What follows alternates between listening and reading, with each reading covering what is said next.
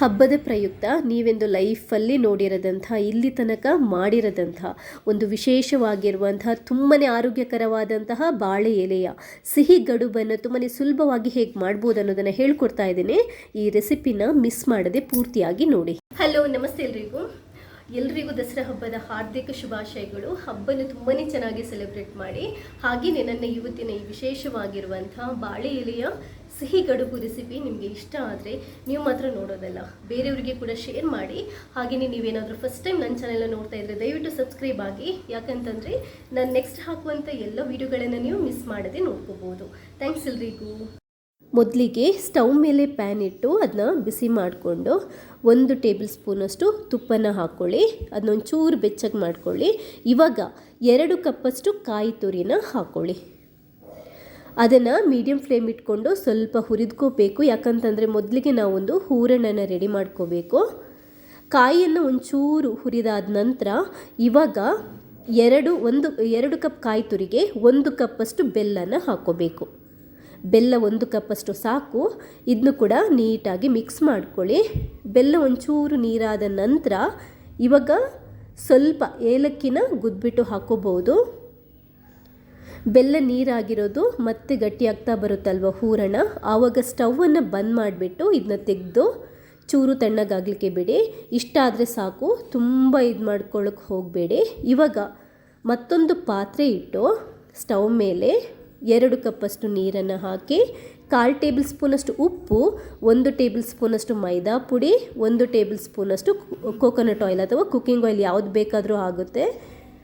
ಅದನ್ನ ಹಾಕಿಬಿಟ್ಟು ನೀಟಾಗಿ ಮಿಕ್ಸ್ ಮಾಡ್ಕೊಳ್ಳಿ ಗಂಟಿಲ್ಲದಾಗೆ. ಈ ನೀರು ಕುದಿದಾದ ನಂತರ ಹೈ ಫ್ಲೇಮಲ್ಲಿಟ್ಟು ನೀರು ಕುದಿದಾದ ನಂತರ 2 ಕಪ್ಪಷ್ಟು ಅಕ್ಕಿ ಹಿಟ್ಟನ್ನು ಹಾಕೋಬೇಕು.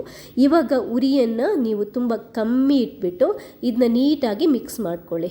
ಜಸ್ಟ್ ಗಂಟಿಲ್ಲದಾಗೆ ನೋಡಿ ಈ ಥರ ಮಿಕ್ಸ್ ಮಾಡ್ಕೊಳ್ಳಿ. ಈ ಥರ ಮಿಕ್ಸ್ ಮಾಡಿಕೊಂಡು ಎಲ್ಲ ಹಿಟ್ಟು ಒಂದು ಸ್ವಲ್ಪ ಒದ್ದೆ ಆದ ನಂತರ ಒಂದು ಮುಚ್ಚಳನ ಮುಚ್ಚಿಬಿಟ್ಟು 3 ನಿಮಿಷ ಕಮ್ಮಿ ಉರಿಯಲ್ಲಿ ಸ್ಟೀಮಲ್ಲಿ ಬೇಯಿಸಬೇಕು. 3 ನಿಮಿಷ ಆದ ನಂತರ ಇದನ್ನ ಮುಚ್ಚಳನ ತೆಗೆದ್ಬಿಟ್ಟು ಸ್ಟವ್ ಬಂದ್ ಮಾಡಿ ಇದನ್ನೊಂಚೂರು ಮಿಕ್ಸ್ ಮಾಡಿಬಿಟ್ಟು ಒಂದು ಮಿಕ್ಸಿಂಗ್ ಬೌಲಿಗೆ ಹಾಕ್ಕೊಳ್ಳಿ. ಇವಾಗ ಇದಕ್ಕೆ ಸ್ವಲ್ಪ ತಣ್ಣೀರನ್ನು ಚಿಮುಕಿಸ್ಕೊಂಡು, ಯಾಕಂತಂದರೆ ತುಂಬ ಬಿಸಿ ಇರುತ್ತೆ, ತಣ್ಣೀರನ್ನು ಚಿಮುಕಿಸ್ಕೊಂಡು ಒಂಚೂರು ತಣ್ಣಗಾದ ನಂತರ ಒಂದ್ಸರಿ ಕೈಯಲ್ಲಿ ಈ ಥರ ಮಿಕ್ಸ್ ಮಾಡ್ಕೊಂಡಾದ ನಂತರ ರೆಡಿ ಮಾಡಿಟ್ಟಿರುವಂಥ ಹೂರಣ ಇದೆಯಲ್ವ ಅದನ್ನ ಇದಕ್ಕೆ ಹಾಕ್ಕೊಂಡು ಕಂಪ್ಲೀಟಾಗಿ ಚೆನ್ನಾಗಿ ನಾವು ಕೈಯಿಂದ ಮಿಕ್ಸ್ ಮಾಡ್ಕೋಬೇಕು. ಹೂರಣ ಮತ್ತು ಅಕ್ಕಿ ಹಿಟ್ಟಿದೆಯಲ್ವ ಅದು ನೀಟಾಗಿ ಮಿಕ್ಸ್ ಆಗಬೇಕು. ಇಂಗ್ರೀಡಿಯೆಂಟ್ಸ್ ಲಿಸ್ಟ್ ನಾನು ಡಿಸ್ಕ್ರಿಪ್ಷನ್ ಬಾಕ್ಸಲ್ಲಿ ಹಾಕಿರ್ತೀನಿ. 2 ಕಪ್ ರೈಸ್ ಹಿಟ್ಟು, 2 ಕಪ್ ಕಾಯಿ ತುರಿ, 1 ಕಪ್ಪಷ್ಟು ಬೆಲ್ಲ. ನೋಡಿ ಈ ಹದಕ್ಕೆ ಉಂಡೆ ಕಟ್ಟುವ ಅದಕ್ಕೆ ಆದ ನಂತರ ಇವಾಗ ಬಾಳೆ ಎಲೆನ ದಂಟನ್ನು ನೀವು ಬಿಡಿಸ್ಬಿಟ್ಟು ಈ ಥರ ನೋಡಿ ಇದನ್ನ ಬಾಡಿಸ್ಕೊಂಡು ಈ ಥರ ಚಿಕ್ಕದಾಗಿ ಕಟ್ ಮಾಡ್ಕೊಂಡು ಇಟ್ಕೋಬೇಕು. ದಂಟು ಇಟ್ಕೋಬೇಡಿ, ಯಾಕಂತಂದರೆ ಫೋಲ್ಡ್ ಮಾಡೋಕ್ಕೆ ಬರಲ್ಲ.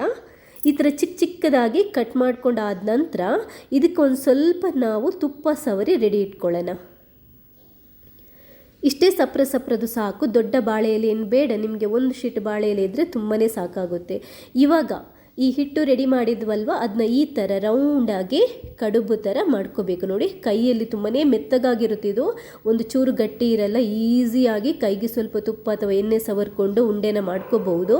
ಈ ಥರ ಕಡುಬಿನ ಉಂಡೆನ ಮಾಡಿದ ನಂತರ ಬಾಳೆ ಎಲೆಯಲ್ಲಿ ಫೋಲ್ಡ್ ಮಾಡಿಕೊಂಡು ನೋಡಿದ್ರಲ್ವ ಈ ಥರ ಫೋಲ್ಡ್ ಮಾಡಿಕೊಂಡು ನಿಮ್ಮಲ್ಲಿ ಯಾವುದಾದ್ರೂ ಟೂತ್ ಪಿಕ್ ಇರುತ್ತಲ್ವ, ಈ ಸ್ಟಿಕ್ ಈ ಥರ, ಅದರಿಂದ ನೋಡಿ ಈ ಥರ ಫಿಕ್ಸ್ ಮಾಡ್ಕೋಬೇಕು. ಇಲ್ಲದಿದ್ದರೆ ಬಾಳೆ ಎಲೆ ಬಿದ್ದೋಗುತ್ತೆ. ಇದು ಯಾಕೆ ಅಂತಂದರೆ ಬಾಳೆ ಎಲೆಯಲ್ಲಿ ಬೇಯಿಸಿದ ಈ ಕಡುಬಿನ ರುಚಿಯೇ ಬೇರೆ, ಇದರ ಫ್ಲೇವರೇ ಬೇರೆ, ಆರೋಗ್ಯಕ್ಕೆ ತುಂಬಾ ಒಳ್ಳೆಯದು, ತುಂಬಾ ಚೆನ್ನಾಗಿರುತ್ತೆ ಕೂಡ. ಎಲ್ಲನ ಈ ಥರ ರೆಡಿ ಮಾಡಿದ ನಂತರ ಸ್ಟೀಮ್ ಪಾತ್ರೆಯಲ್ಲಿ ನೀರಿಟ್ಟು ಬಿಸಿ ಮಾಡಿಕೊಂಡು, ನಾನು ಊರಲ್ಲಿ ನಮ್ಮ ತೊಂದರು ಅಂತ ಹೇಳ್ತಾರಲ್ವ ಅದರಲ್ಲೇ ಈ ಥರ ಇಟ್ಕೊಂಡು ಇದನ್ನ ಒಂದು 10 ನಿಮಿಷ ಹೈ ಫ್ಲೇಮಲ್ಲಿ ಬೇಯಿಸಬೇಕು. ಅಂದರೆ ಸ್ಟೀಮಲ್ಲಿ ಬೇಯಿಸಬೇಕು. 10 ನಿಮಿಷ ಆದ ನಂತರ ನೋಡಿ ನಾನು ಓಪನ್ ಮಾಡಿ ತೋರಿಸ್ತಾ ಇದ್ದೇನೆ, ಪರ್ಫೆಕ್ಟಾಗಿ ಬೆಂದಿದೆ. ಸ್ವಲ್ಪ ತಣ್ಣಗಾದ ನಂತರ, ತುಂಬ ತಣ್ಣಗಾಗಲಿಕ್ಕೆ ಬಿಡಬೇಡಿ, ಸ್ವಲ್ಪ ತಣ್ಣಗಾದ ನಂತರ ಇದನ್ನ ಒಂದು ಪಾತ್ರೆಗೆ ತೆಗೆದಿಟ್ಬಿಟ್ಟು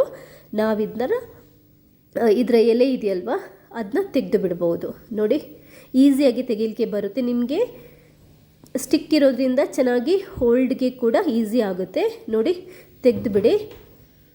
ಎಷ್ಟು ಮೆತ್ತಗಿರುತ್ತೆ ಅಂತಂದರೆ ಇದು ಜಸ್ಟ್ ಕೈಯಲ್ಲಿ ಒಂಚೂರು ಪ್ರೆಸ್ ಮಾಡಿದ್ರೇ ಕಟ್ಟಾಗೋಗುತ್ತೆ. ತುಂಬಾ ರುಚಿಯಾಗಿರುತ್ತೆ. ಯಾಕಂತಂದರೆ ಕಾಯಿ ಬೆಲ್ಲ ಹಾಕಿದ್ದೀವಿ, ಅದರ ಮೇಲೆ ನಾವು ಬಾಳೆ ಎಲೆಯಲ್ಲಿ ಮಾಡಿರೋದ್ರಿಂದ ಆರೋಗ್ಯಕ್ಕೆ ಕೂಡ ತುಂಬಾ ಒಳ್ಳೆಯದು.